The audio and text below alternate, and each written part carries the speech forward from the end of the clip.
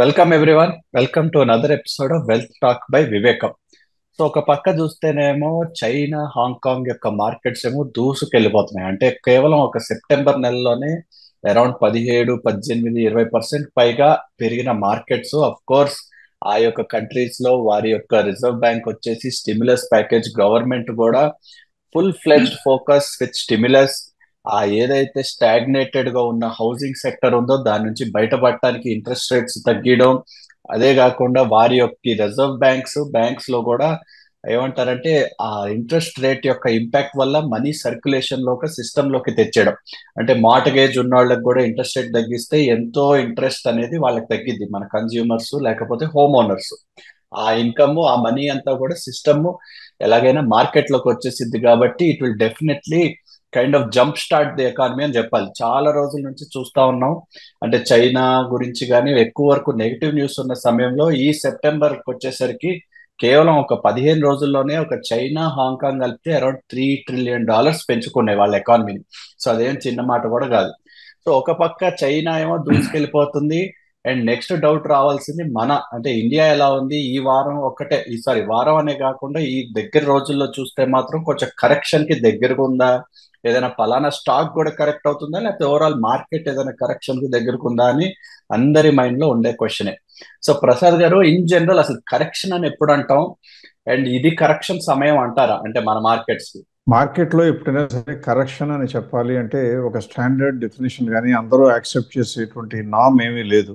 కానీ జనరల్గా ఎక్కువ మంది మనసులో ఉండేదంటే కొద్దిగా డీప్ కరెక్షన్ కాకుండా మోడరేట్ కరెక్షన్ రావాలి అంటే కనుక ఇండెక్స్ లెవెల్లో కానీ ఇండస్ట్రీ లెవెల్లో కానీ మార్కెట్ క్యాపిటలైజేషన్స్ కనుక ఈ మధ్యన వచ్చినటువంటి రీసెంట్ పీక్ నుంచి 10% కరెక్ట్ అయితే కరెక్షన్ అని చెప్తారు.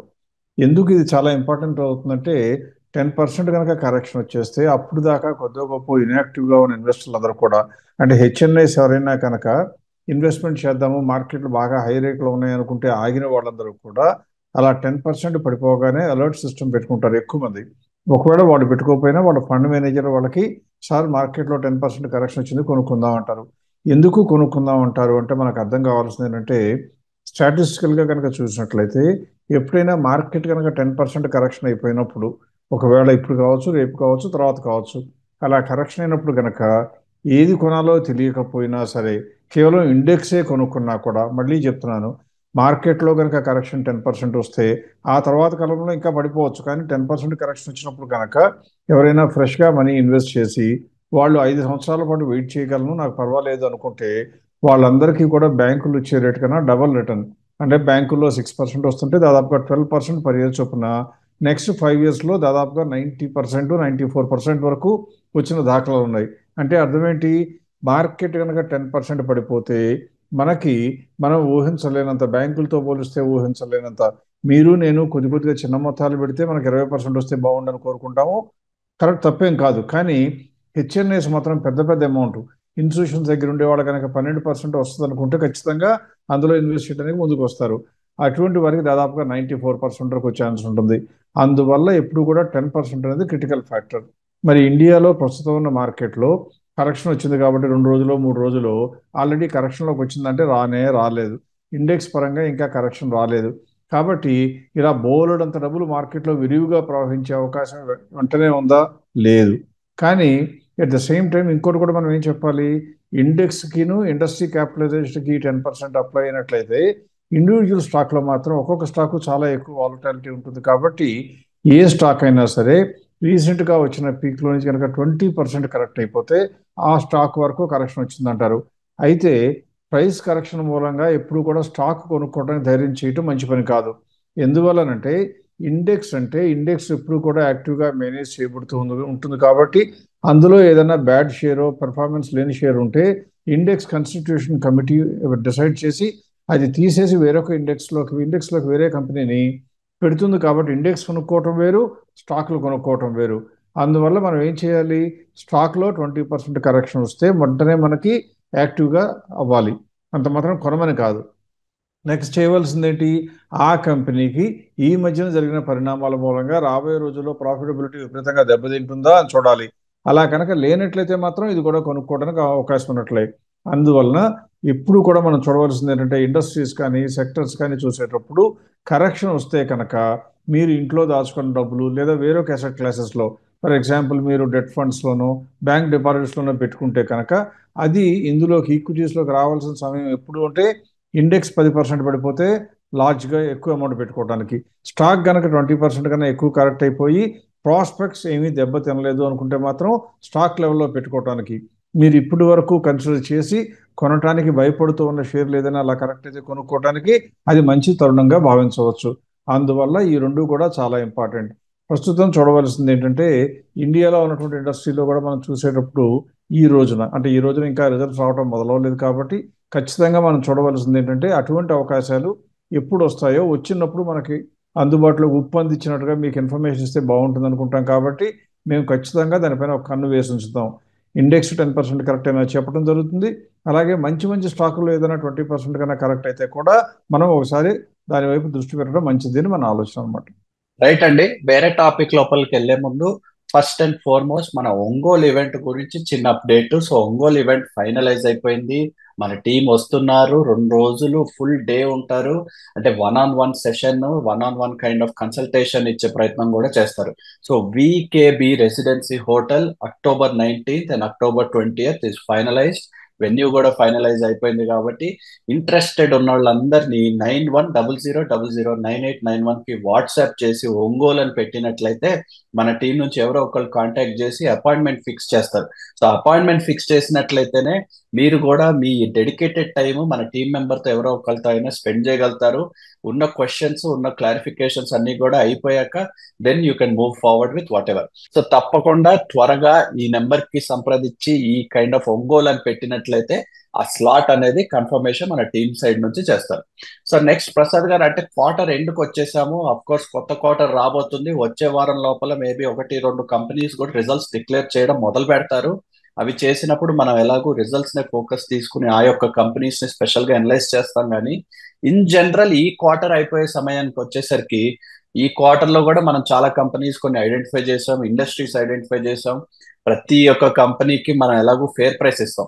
సో ఒక రివ్యూ లాగా ఇన్ జనరల్ అసలు ఎలా ఉండింది ఈ క్వార్టర్, ఎందుకంటే ఓవరాల్ గా చూస్తేనేమో ఇండెక్స్ అంత పెద్దగా మూవ్మెంట్ కూడా చూసినట్టు లేదు. సో ఒక పక్క ఇండెక్స్ ఏమో కొద్ది గొప్ప ఫ్లాట్ అనే చెప్పాలి. ఇన్ జనరల్ మన కంపెనీస్ మనం చెప్పే కైండ్ ఆఫ్ గ్రోత్ ఉండే కంపెనీస్ ఎలా పర్ఫామ్ చేసే ఒకసారి రివ్యూ పరంగా చూడొచ్చా? రివ్యూ పరంగా ఇప్పుడు గ్రోత్ అనే కాకుండా మనం చూడవలసింది ఏంటంటే ఎప్పుడూ కూడా మార్కెట్ని మనం చేతుల్లో కంట్రోల్లో ఉండాలి అంటే మనకి ఒక అంచనా ఉండాలి. ఏ కంపెనీ కొనాలన్నా కంపెనీ లాభాలు మీరు నేను సంపాదిస్తే రావు, ఆ కంపెనీ మేనేజ్మెంట్ సరిగ్గా పనిచేస్తే వస్తాయి. ఆ కంపెనీలకు లాభాలు వచ్చిన తర్వాత కామన్ సెన్స్ ప్రకారం మాట్లాడితే లాభాలు ఎక్కువ వస్తున్న కంపెనీలో షేర్ ప్రైస్ పెరగాలి. ఇక్కడే ఎక్కువ మందికి కన్ఫ్యూజన్ వచ్చేది. ఆల్రెడీ పెరిగిపోతే ఇంకా కొనాలా, పెరగకపోతే ఎప్పుడు పెరుగుతాయి అంటారు. మన కంట్రోల్లో లేనిది షేర్ ప్రైస్ కాబట్టి మనం చూడవలసింది ఏంటి, లాభాలు ఉన్న కంపెనీ ఐడెంటిఫై చేయటం, అది మనం అనుకున్న ధర కన్నా తక్కువలో ఉంటే కొనుక్కోవటం మనం చేస్తాము అనేటువంటిది వివేకం ఫాలో అవుతున్న పాలసీ. దాని ప్రకారం మీరు ఎక్కువ మంది మనసులో ఏమొస్తుందంటే మీరు అనుకున్నట్టుగా పెరగట్లేదని కదండి అంటారు. అంటే ఎక్కువ మంది ఇండివిజువల్స్ యొక్క మైండ్ ప్రైస్ మీదే ఫిక్స్ అవుతుంది. కానీ ఆ కంపెనీ యొక్క బేసిక్ ఫండమెంటల్స్లో లాభాలు పెరిగితే కొనుక్కుని ఉంచుకుంటే ఇవాళ కాకపోతే రేపు, రేపు కాకపోతే నెక్స్ట్ మంత్, లేకపోతే నెక్స్ట్ 3 months పెరుగుతాయి అని నమ్మకం ఉండాలి. నమ్మకం ఉండాలి అంటే కొద్దిగా ఓపిక చేసుకుని గతంలో ఉన్నటువంటి డేటాని అనలైజ్ చేసేటువంటి ఓపిక, ఇంట్రెస్ట్ ఉండాలి. అలా కాకుండా ఉత్తినే మీరు అనుకోగానే లాభాలు రావటం, అనుకోకుండా ప్రతి షేరు పెరుగుతూ పోతుంటే మీకు వచ్చేటువంటి జ్ఞానం కాకుండా కొంత గొప్ప అజ్ఞానం రావడం జరుగుతుంది. దాని మూలంగా మీరు ఎప్పుడూ కూడా అటువంటి పంథాలోనే వెళ్ళిపోయి రాబోయే రోజుల్లో తీవ్ర నిరాశ నిస్పృహలకు లోనయ్యే అవకాశం ఉంటుంది. అందుకు నేను ఏం చేస్తానంటే ఈ 2024 జూన్ రిజల్ట్స్ వచ్చిన తర్వాత మనం కంపెనీలు కొన్ని ఐడెంటిఫై చేయడం జరిగింది. ఆ ఐడెంటిఫై చేసింది గ్రోత్ సెక్టర్ అనేది మాట ఒక్క నిమిషం మర్చిపోయి ఏ కంపెనీ అయినా రిజల్ట్స్ అనౌన్స్ చేయగానే ఫెయిర్ వాల్యూ ఇవ్వడం జరుగుతుంది. అలా ఫెయిర్ వాల్యూ ఇచ్చిన తర్వాత నేను ఏం చేశానంటే ఇవాళ మీకు పెద్దగా కంపెనీ రిజల్ట్స్ రాలేదు కాబట్టి నెక్స్ట్ క్వార్టర్ నుంచి కొద్దిగా మొదలవుతాయి కాబట్టి ఇప్పుడు నేను చేసేది ఏంటంటే మీకు 2-3 స్లైడ్స్ ప్రజెంట్ చేస్తాను. అందులో ఏముంటుందంటే 1000 కోట్ల కన్నా మార్కెట్ క్యాప్ ఎక్కువ ఉన్న కంపెనీలు ఫిల్టర్ పెట్టడం జరిగింది. ఎందువలన ఎప్పుడు వివేకం 1000 కోట్ల కన్నా మార్కెట్ క్యాప్ తక్కువ ఉంటే ఏ ఇన్వెస్టర్కి మంచి కంపెనీ రికమెండ్ చేయడం జరగదు. అందువల్ల 1000 కోట్ల కన్నా ఫిల్టర్ పెట్టి నేనేం చేశానంటే ఎన్ని కంపెనీలు ఒక్కొక్క ఇండస్ట్రీలో కనీసం 5 ఉన్నాయో చూశాను. అంటే ఒక ఇండస్ట్రీ అని చెప్పాలి అంటే అందులో కనీసం 1000 కోట్ల కన్నా మార్కెట్ క్యాప్ ఎక్కువనే 5 కంపెనీలన్నా ఉండాలి.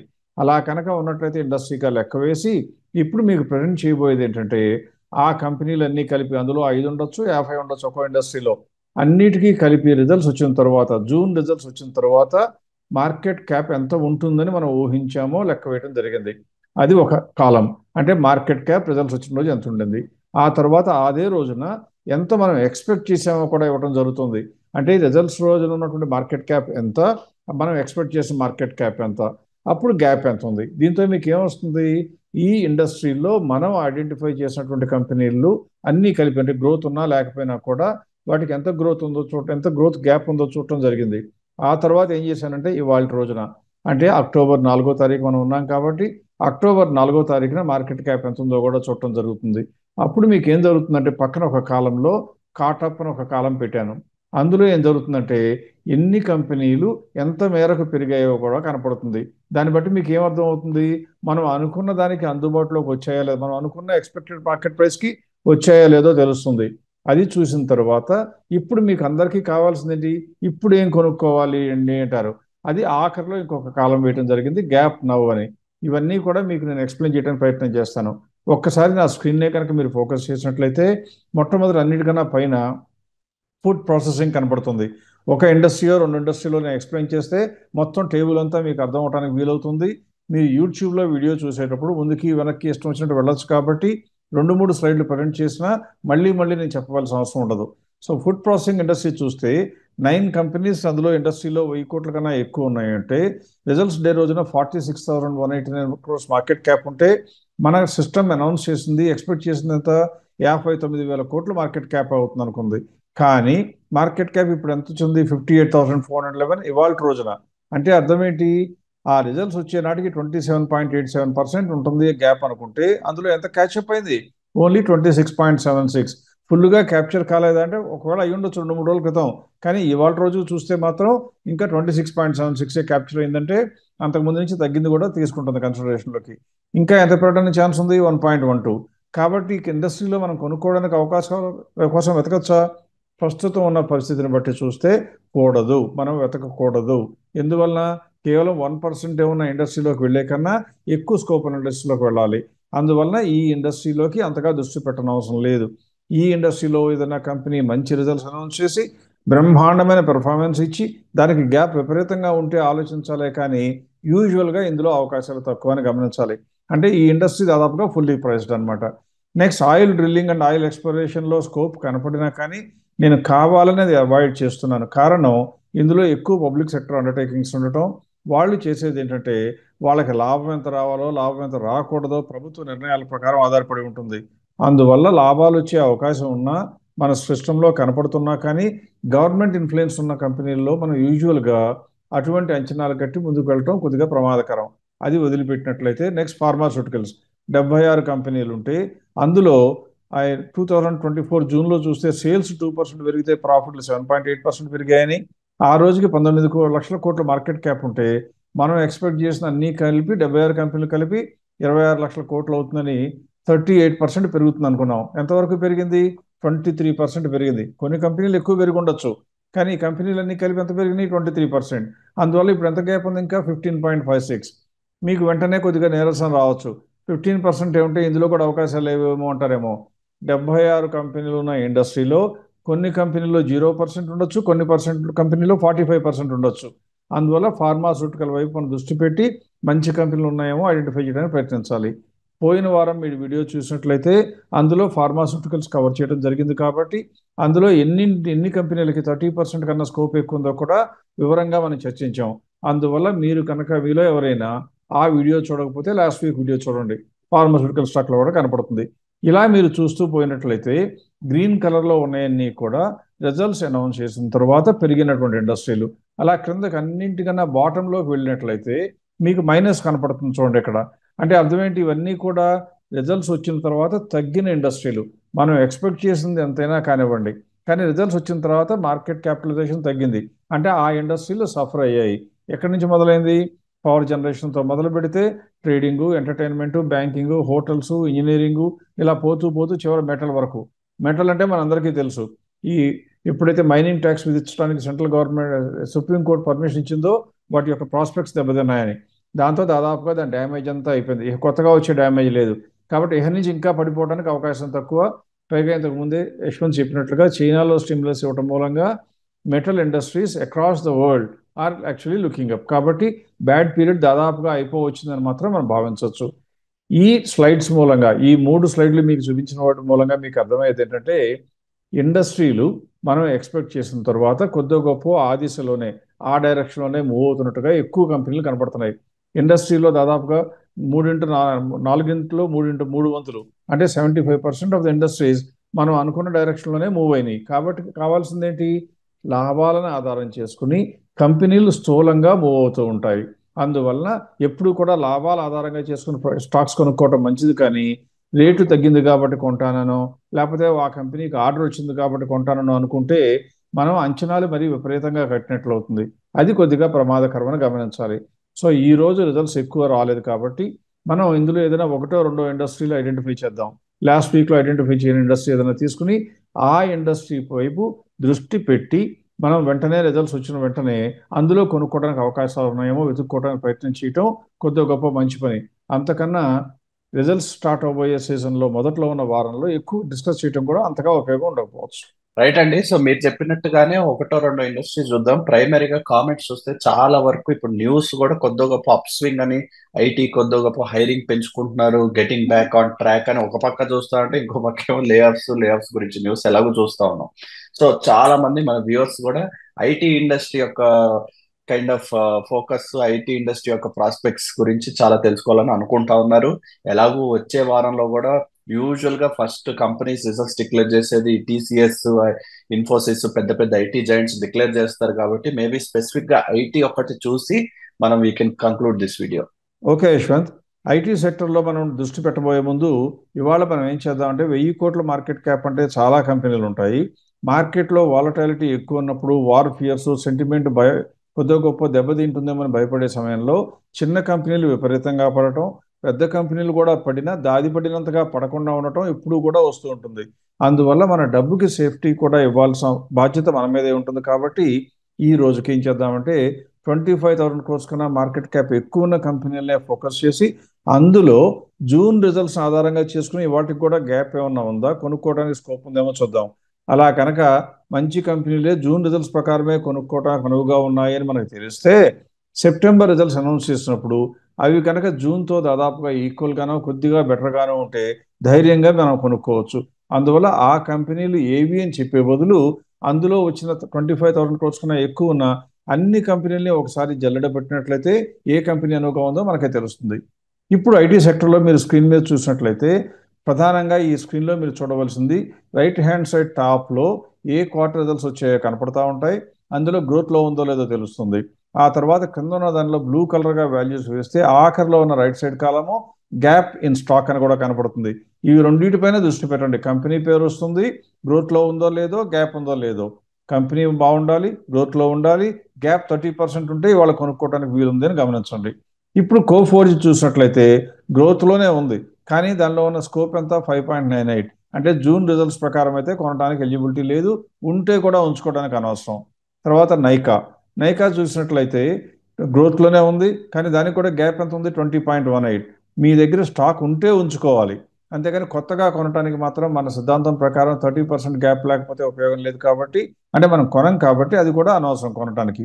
నెక్స్ట్ హెచ్సిఎల్ టెక్నాలజీస్, పెద్ద కంపెనీ, ఇది కూడా గ్రోత్లో ఉంది, కానీ ఇది కూడా 22.8% ఉంది.